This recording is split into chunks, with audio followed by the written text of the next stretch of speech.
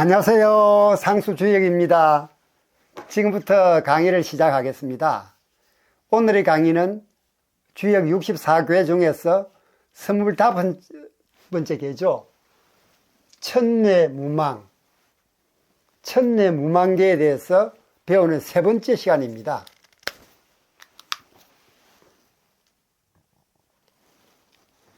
우리가 지난 시간에는 뭘 배웠죠? 지난 시간에는 무망궤, 괴사와 상사에 대해서 배운 바가 있습니다. 오늘은 초효, 이효, 삼효에 대한 효사를 배우는 시간이 되겠습니다. 먼저 효사에 들어가기 전 괴상을 다시 한번 볼까요? 괴상을 보면 무망궤의 괴상은 아래에서부터 위로 양, 양, 양으로 구성되어 있습니다. 그래서 상궤는 양 세 개로 이루어진 하늘을 상징하는 건궤, 하궤는 양, 음으로 구성되어 있는 우레를 상징하는 진궤의 모습입니다. 그래서 하늘 아래 우레가 울리는 것이 무망궤라고 했습니다. 좀 더 풀어 설명하면 하늘이 시켰어. 하늘이 명령하여 우레를 울리는 것이죠. 그게 무망궤의 이미지입니다. 그럼 여기서 우리가 무망궤가 가지고 있는 핵심 의미가 무엇인지 한번 볼까요? 하늘이 시켜서 우레가 울린다고 했습니다. 하늘은 사심이 없죠. 그래서 무망궤의 핵심 의미는 진솔함 또는 진실함, 자연스러움, 그 다음에 순리, 이 세 가지가 무망궤의 핵심 의미가 된다고 말씀을 드렸습니다. 이 핵심 의미와 임지상을 염두에 두시고 지금부터 초효, 이효, 삼효에 대한 공부를 진행해 나가겠습니다. 먼저 초효를 볼까요? 초효는 초구입니다. 우리말로 읽으면 무망왕길이 되죠.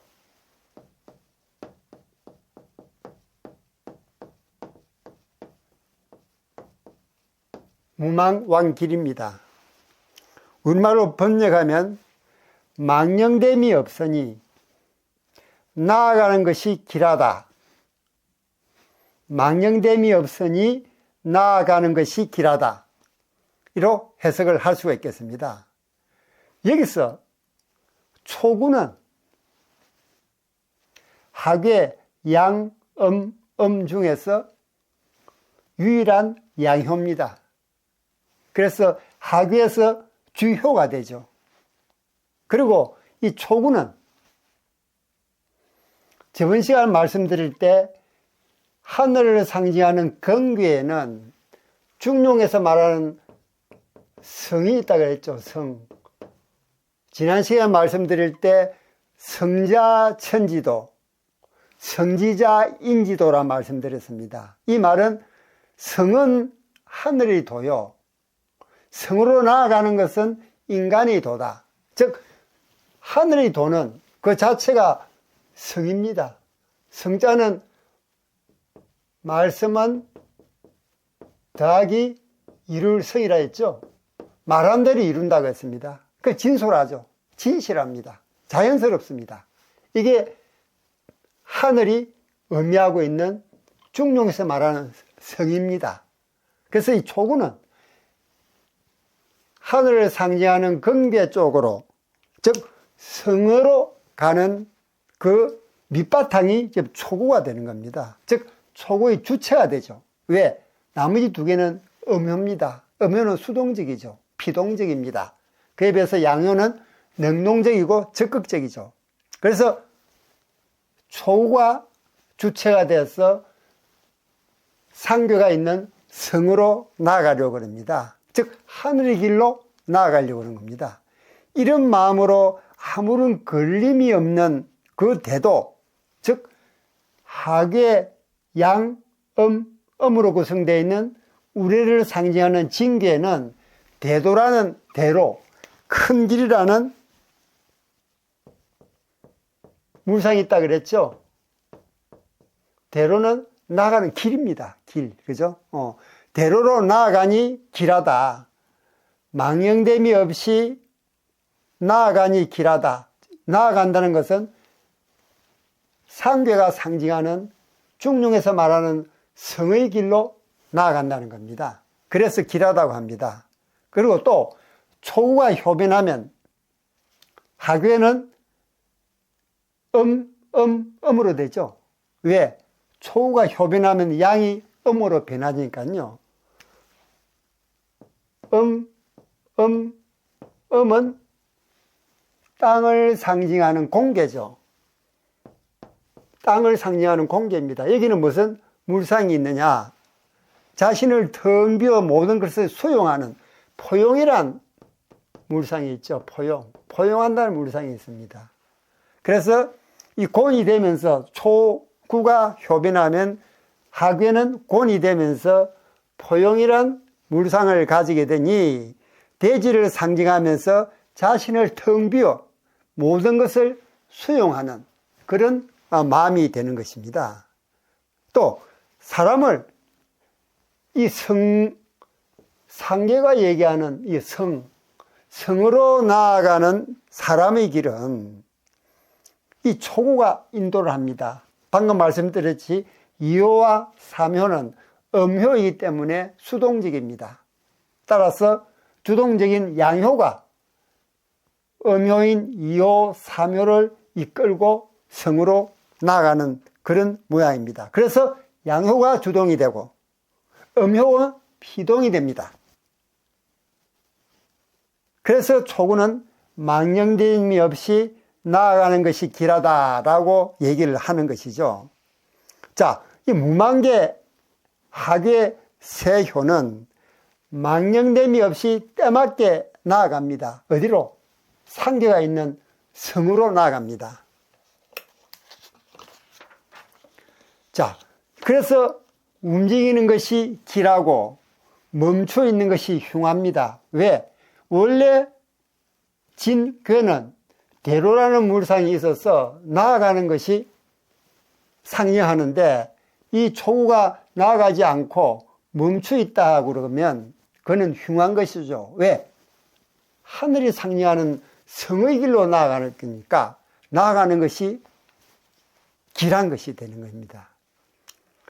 즉 육위와 육삼은 음효로서 하괴진에서 피동적입니다. 음효이기 때문에. 그 반면에 초구는 양효로서 적극적인 움직임을 상징하므로 망령됨이 없이 나아감이 길하다. 효는 효사가 얘기를 하고 있는 것입니다.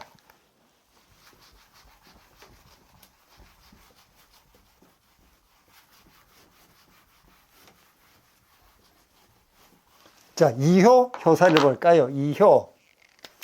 이효는 음효입니다. 그래서 유이죠. 불갱획,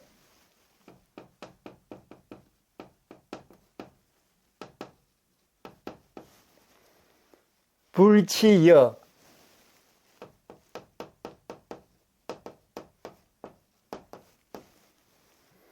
칙이유유왕,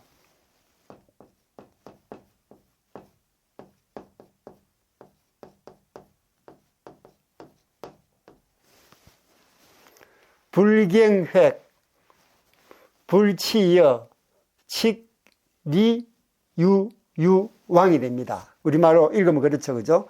불갱획, 불치여, 칙이유유왕. 자, 이걸 우리말로 번역하면 어떻게 될까요? 이 경자는 경작할 때 경자죠. 농이나 밭을 경작한다, 경자입니다. 경작하지 않아도 수확이 있고, 획은 얻는 것이니까요. 경작하지 않아도 수확이 있고, 개간하지 않아도 기름진 밭이 되니, 여기서 칙은 뭘 의미할까요? 칙은 여기서 칙이라는 것은 봉지라고 해석을 하고 있습니다. 봉지가 뭐냐면요, 옛날에는 군주가 신하로 임명을 하면 신하에게 봉지를 주죠. 봉지. 땅을 주는 겁니다. 농사 지으라고. 농사 짓고 봉지를 주는 겁니다. 이 봉지 주는 게, 이 칙자는 봉지 칙자입니다. 봉지 칙자. 봉지를 받으니 나아가는 것이 이롭다. 봉지를 받는다는 얘기는 신하로 임명이 된다는 얘기죠.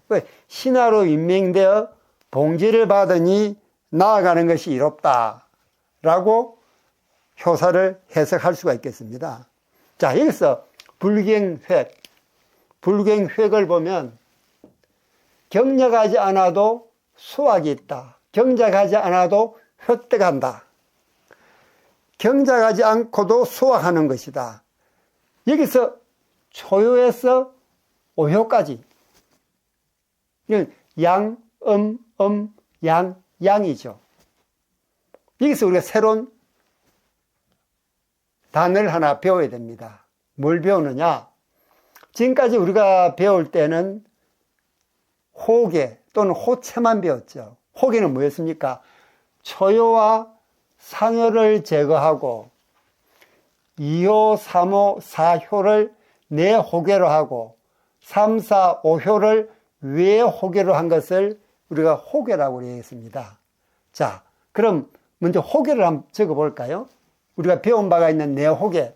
내호계는 2, 3, 4가 내호계를 했죠.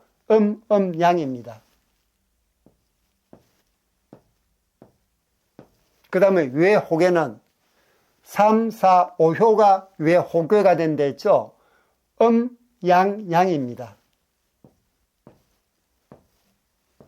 그래서 이 괴상을 보면은 상괴는 바람을 상징하는 송괴, 그 다음 하괴는 산을 상징하는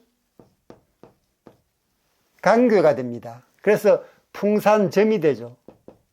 이게 우리가 지금까지 배운 호계의 정의입니다. 호계.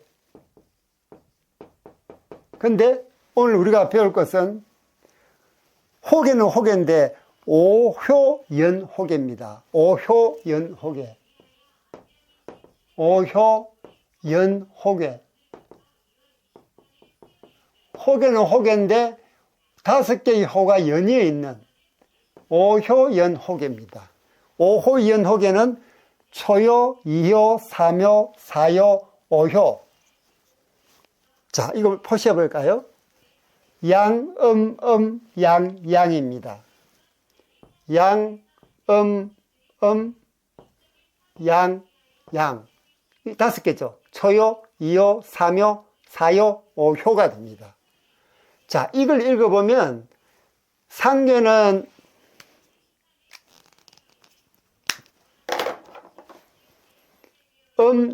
양이니까 바람을 상징하는 송괴가 되죠. 바람을 상징하는 송괴가 됩니다. 다음, 하괴는 양음으로 되어 있으니, 양음으로 되어 있으니까 이건 우레를 상징하는 바로 징계죠. 징계입니다. 그래서 이거는 풍내익이 됩니다. 꼭 초, 2, 3, 4, 5효만 5호, 연, 호계가 되는 건 아닙니다. 2, 3, 4, 5 상효도 호계가 될 수 있습니다. 연이만 있으면 되니까요.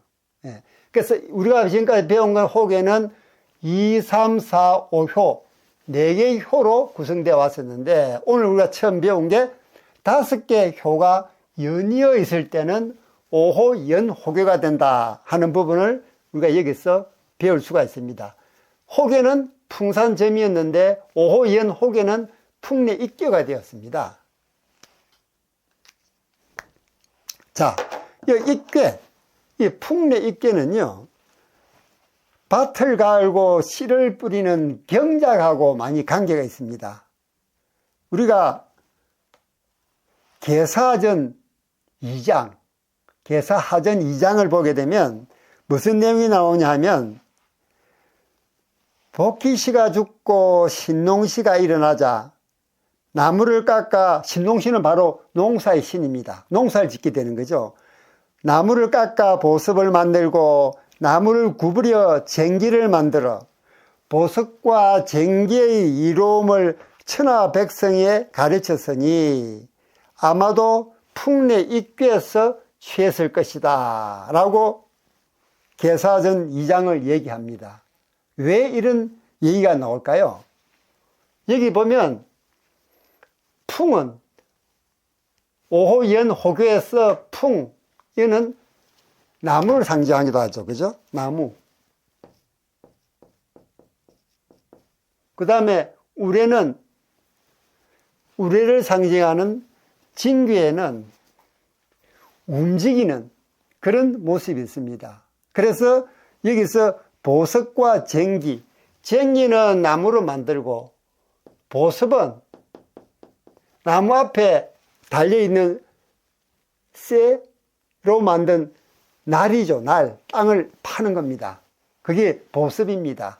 쟁기는 보습을 끼고 있는 나무로 만든 쟁기죠. 그래서 풍내 입괴에서 나무와 보섭, 즉 쟁기와 보섭을 만들었다 해서 풍내 입괴를 보고 옛날 사람들이 쟁기와 보섭을 만들 것이다 라고 추측을 하는 겁니다. 또 이 무망교에서, 천내 무망교에서 손은, 이게 손이죠.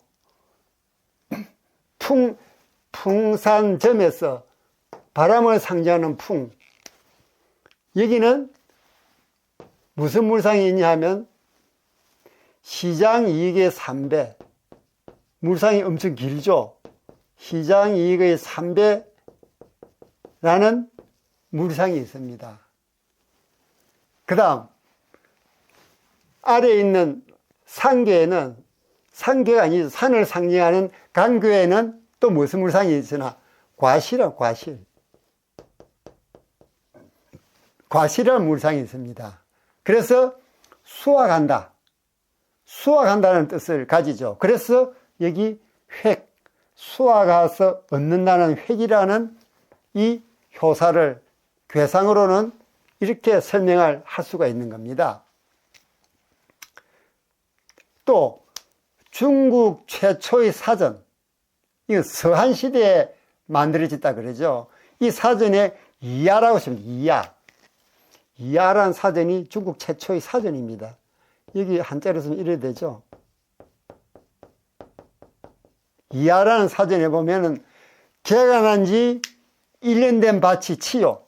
이 치입니다. 개간한 지 1년 된 밭이 치입니다. 또 2년 된 밭이 신전입니다. 3년 된 밭이 엽니다. 한번 적어볼까요? 1년 된, 개간해서 1년 된 밭, 이게 치예요.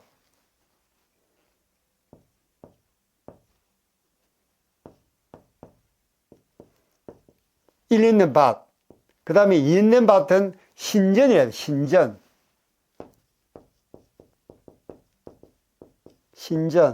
3년 된 밭은 바로 엽니다.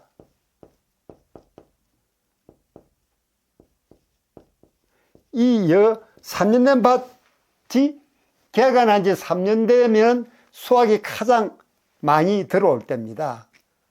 따라서 여기서 불치여는 밭을 새로 개간하지 않았는데도 마치 3년 된 밭인 여처럼 많은 수확을 거둔다는 뜻입니다. 이처럼 운이 좋으니 뭔가 일을 벌이면 이익이라는 것이죠. 그래서 불치여라는 이 효사는 이렇게 중국의 사전인 나오는 치, 신전, 여라는 이런 단어를 가지고 우리가 설명을 할 수가 있는 것입니다. 이번에는 칙리유유왕을 볼까요?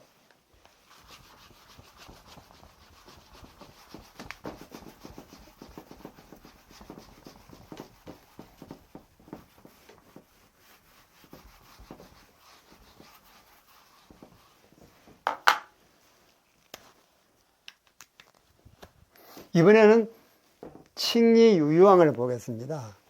여기서 칙은 제가 좀 전에 말씀드렸듯이 칙은 군주가 신하로 임명하면서 그 신하에게 봉지를 준다 그랬죠. 봉지. 즉 농가밭을 주는 겁니다. 농사 짓고 살아라고. 근데 건문에서는 중국은 문자의 발전상을 보면은 건문 있죠, 건문.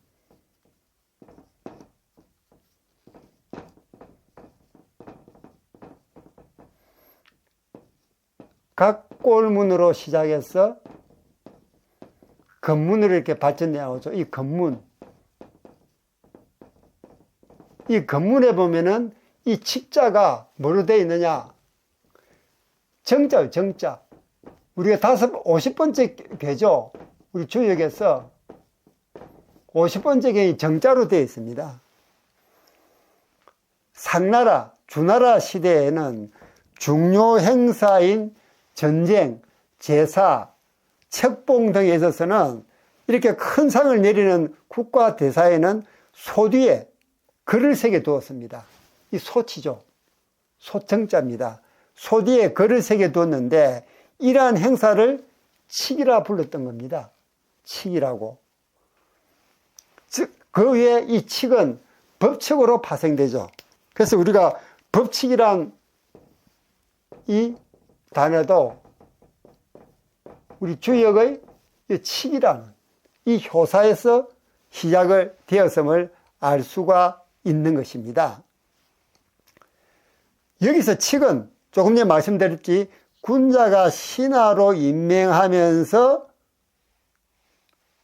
글귀를 새긴 것을 의미합니다. 즉 유기는 여기서 유기는 군주가 신하 유기가 정응하는 효가 뭐죠? 이효니까 오효가 서로 정응하죠. 상응하면서 정응합니다. 왜? 음효고 양효이기 때문에 서로 정응합니다. 그래서 군주가 유기를 신하로 임명하면서 봉지를 주는 것이죠. 그래서 신하는 신하의 부름을 받고 봉지를 받으니 나아가는 것이 이롭다고 효사가 얘기를 하고 있는 것입니다. 여기서 양효는 주동적이고 음효는 피동적입니다. 유기는 음효로서 그죠? 신하로 임명되어 봉토를 받는 그런 입장입니다. 예상치 못한 일로 망령됨이 없는 무망의 복을 얻은 것입니다. 또 유기가 효변하면 음효가 양효로 바뀌죠. 양양음이 됩니다. 양양음이 되죠. 이건 뭡니까? 운물을 상징하는 택이죠. 이 운물을 상징하는 택, 즉 택입니다. 택에는 무슨 물상이 있느냐? 기쁨의 물상이 있죠. 기쁨. 택에는 기쁨의 물상이 있는데 이 기쁨은 군주를 도와서 자신의 온 힘을 다한 결과 나아가는 바가 있어 이롭다고 했습니다. 즉 군주를 도와서 열심히 일을 했더니 신하로 임명되면서 군주로부터 봉지를 받습니다. 이 봉지를. 그래서 봉지를 받고 앞으로 나아가니 이롭다고 효사는 설명을 하고 있는 것입니다. 자, 유기는 여기서 유기는 부를 추구하지 않고 국사의 원만한 수행을 추구하기 때문에 애초 물질적 수익에는 크게 관심이 없습니다. 소위 공자가 말한 돌을 도모하지만 먹을 것을 도모하지는 않는다. 그것이 군자다 라고 공자가 얘기한 바가 있습니다. 즉 신하가 돼서 봉지를 받아서 농사를 지으면서 먹고 사는 문제만 해결이 되면은 다른 사익을 추구하지 않고 오로지 군주를 위해서 봉사하는 그게 군주다 라고 공자는 얘기를 했습니다. 그래서 유교의 행운은 우연이 아니죠. 열심히 군주를 모시고 열심히 일한 결과입니다. 즉 천하를 근심하며 온 힘을 다한 결과 구하지 않은 부귀가 저절로 찾아온 것이 되는 겁니다. 그래서 유기 효사가 이렇게 좋은 효사로 얘기를 하고 있는 것은 첫째, 유기가 이효 자리는 음효 자리죠. 음효 자리에 음효가 왔습니다. 발음을 얻었죠. 발음을 얻었습니다.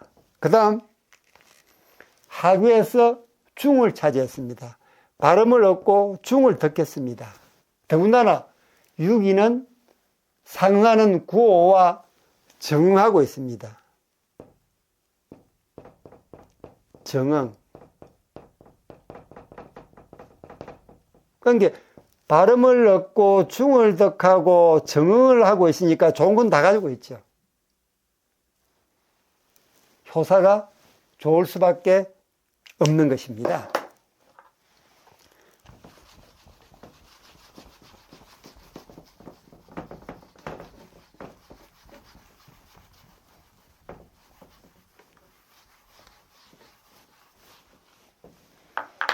다음 63 보겠습니다. 63.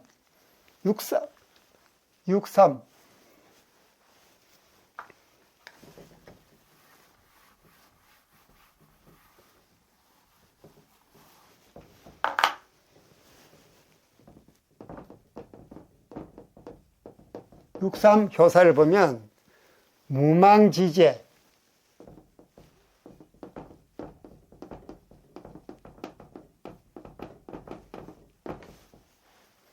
혹격지우,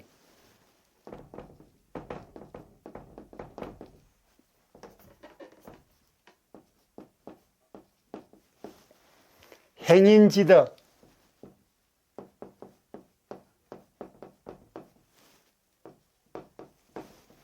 그 다음 업인지제,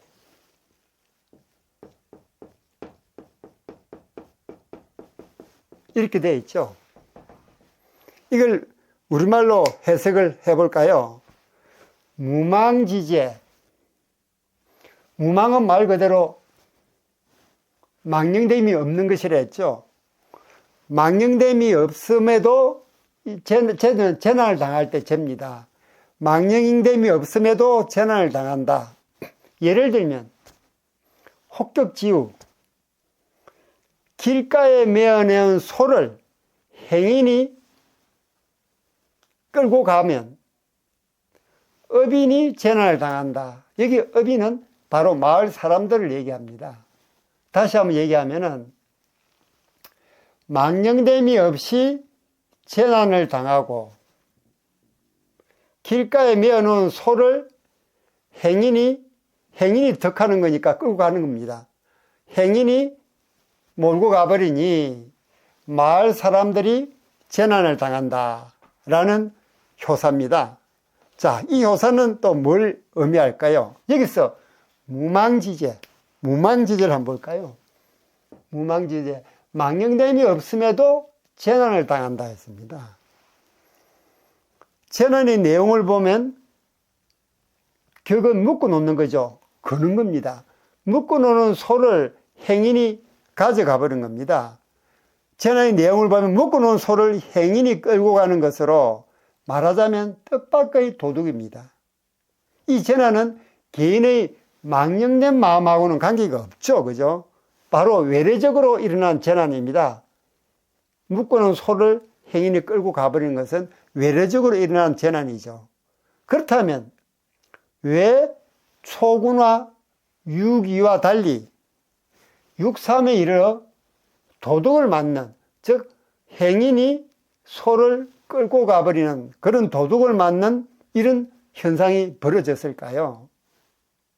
이는 첫째, 유기가 조금 전에 제가 말씀드렸듯 발음을 얻고 중을 덕하고 서로 정하는 관계에 비해서 6,3은 셋째 자리죠. 세 번째 자리, 즉 홀수 자리면 음호가 와야 됩니까? 양효가 와야 됩니까? 양효가 와야죠. 근데 음효가 왔습니다. 발음을 얻지 못했죠. 또 중도 얻지 못했습니다. 중간이 아니죠. 3요 자리입니다. 중도 얻지 못하고 발음도 얻지 못했습니다.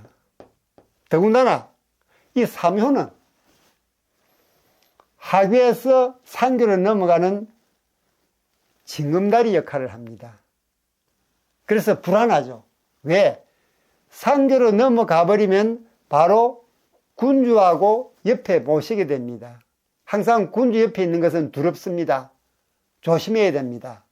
그래서 3효는 일반적으로 삼다흉이라는,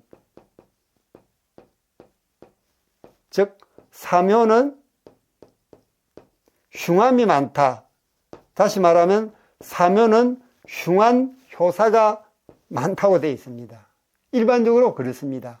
왜? 방금 말씀드렸던 3효는 하괴에서 상교로 넘어가는 징검다리 역할을 하는데, 하괴가 상교로 넘어간과 동시에 바로 군주를 모셔야 됩니다. 군주를 모신다는 것은 어려운 일입니다. 자칫 잘못하면 자기의 생명도 내놓아야 되는 그런 어려운 상에 처할 수 있는 것이죠. 그래서 3요 자리에는 삼다흉일에서 흉한 요사가 많이 나온다라고 되어 있습니다. 즉 발음을 잃은 것은 자기가 6,3이 지금 발음을 얻지 못했죠. 발음을 얻지 못해요. 정이 안 되죠. 발음을 얻지 못한 경우는 자기가 처한 상황이 자기와 맞지 않는 경우입니다. 다시 말하면 때를 만나지 못한 것이 바로 발음을 얻지 못한 것입니다. 그래서 우리가 괴상을 읽어 나갈 때 효사가 위치하고 있는 그 자리가 어떤 자리인가 하는 부분이 중요한 것은 바로 이 정의,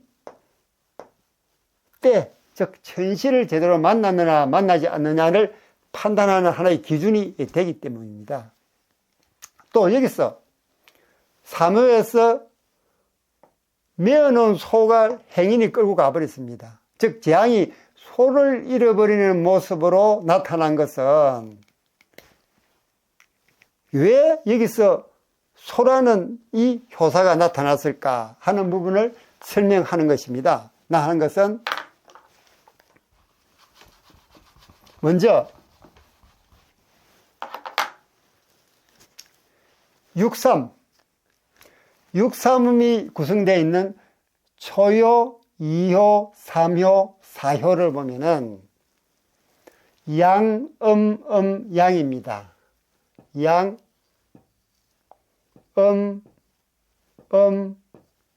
양이죠. 초효, 2효, 3효, 4효입니다. 제가 누차 말씀드렸듯 연에 있는 효가 같을 경우에는 하나의 효로 바꿀 수 있다 그랬죠. 이 효는 이렇게 바꿀 수 있습니다. 음유가 두 개 있으니까 하나로 바꿀 수 있죠. 자, 이래 되면 이건 눈을 상징하는, 또 불을 상징하는 이계죠. 불을 상징하는 이계입니다. 여기에 무슨 물상이 있느냐? 소라면 소. 말, 소 할 때 소라 물상이 들어있습니다. 그래서 6,3이 포함되어 있는 초효, 2효, 3효, 4효가 불을 상징하는 이계면서 소라는 물상이 나옵니다.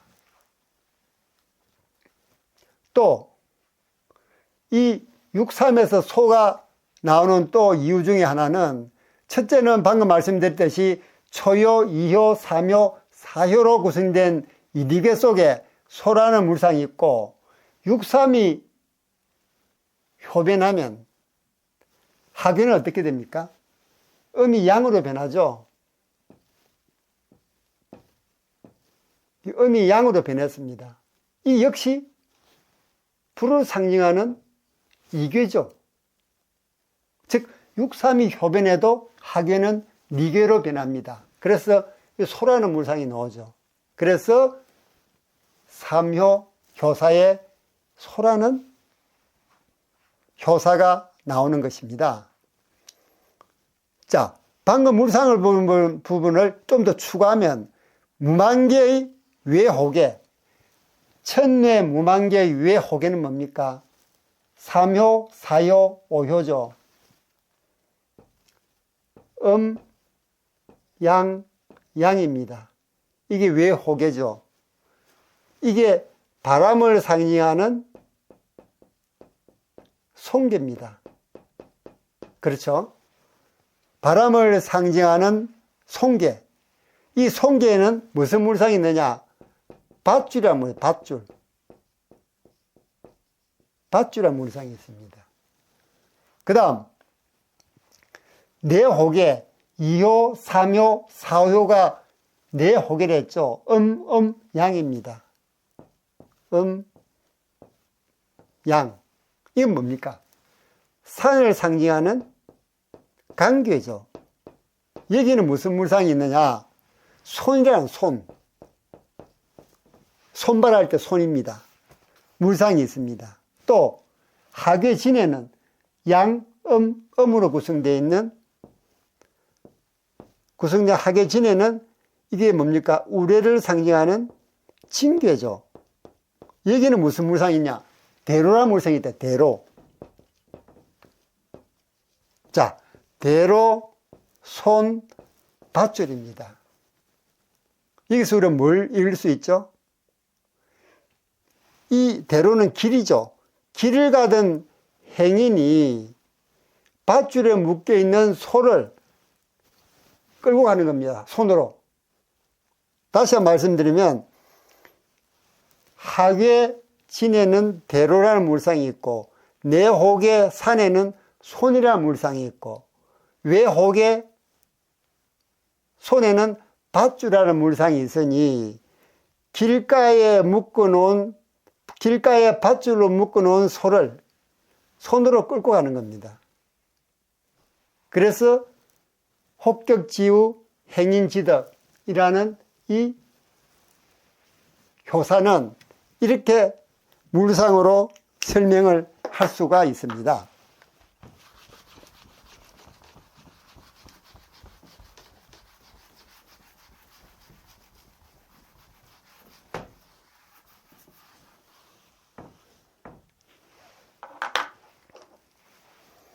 자, 행인이 소를 끌고 가면 비단 소 주인뿐 아니라 마을 사람 전체가 재난을 당합니다.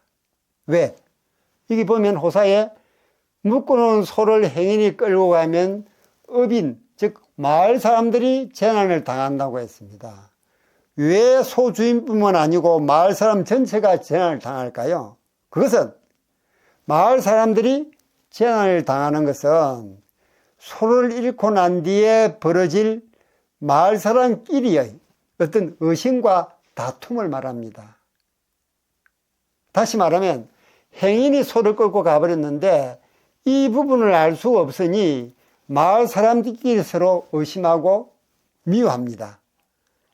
왜? 뚜렷한 흠의자가 없기 때문에 모두가 의심받는 상황이 연출될 수 있기 때문이죠.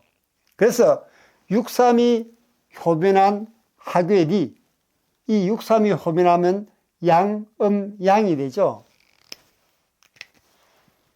양, 양이 됩니다. 이건 불을 상징하는 이괴죠. 그러면서 무슨 물상이 있느냐? 전쟁. 전쟁에서 파생된 다툼이라는 물상이 있습니다. 그래서 행인이 소를 끌고 갔지만 그 마을 사람들이 재난을 당하는 것은 혐의자가 뚜렷하지 않으니까 의심과 미움이 싹트기 시작하는 거죠. 그래서 효변한 하괴리에 육삼이 효변하면 양, 양으로 변하는데 여기에 다툼이란 전쟁이라는 물상에서 파생된 다툼이란 물상이 나오는 것입니다. 이렇게 각 효사는 전혀 관계없는 듯이 보이지만 실제는 하나하나 효사를 캐보면 모두 물상으로 다 해석을 할 수 있는 것이 바로 상수주익이 가지고 있는 매력이면서 하나의 특징이 되는 것입니다. 지금까지 초요, 이효, 삼효, 무만교의 초요, 이효, 삼효에 대해서 설명을 드렸습니다. 천리무만교가 우리가 알리는 메시지가 진실은 가장 단순한 곳에 있다 라는 메시지를 알려주고 있습니다. 그 진솔함, 자연스러움, 그건 전부 다 무망이라는 효사에 나오고 있죠. 망령됨이 없다는 게 바로 진솔함, 자연스러움, 그런 뜻이죠. 초회의 무망, 삼회의 무망, 오회의 무망, 그 다음 상회의 무망, 이런 식으로 그 괴가 가지고 있는 함축적인 핵심 의미는 효사에 다 나오게 되어 있는 것입니다. 자, 방금 말씀드린 무만교의 메시지는 진실은 가장 단순한 곳에 있다라는 메시지를 여러분들에게 알려드리면서 이에 대한 여러분의 의견도 댓글로 남겨주세요. 제가 하나하나 읽어보고 명심하고 반영해서 우리 다 같이 주에게 더 많은 교훈을 함께 배워보도록 하십시다. 여러분들의 좋아요, 구독, 댓글은 제게 큰 힘이 됩니다. 저는 다음 시간에 더 좋은 영상으로 여러분을 찾아뵙도록 하겠습니다. 여러분 안녕.